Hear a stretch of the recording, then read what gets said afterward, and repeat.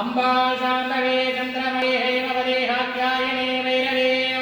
सावित्री नवयुवकरे साम्राज्यलक्ष्मी प्रदा शत्रुवे व्रते पदात्रे आचार्येश्वरे नमो नमः महिषध्वजाय विद्महे दण्डहस्ताय धीमहि तन्नो वराहि प्रचोदयात् श्रीवराह्यम्बिकादेवी नमः वां श्रीमात्रे नमः वां श्रीशङ्करण्ये नमः वां अग्निकुण्डशम्भो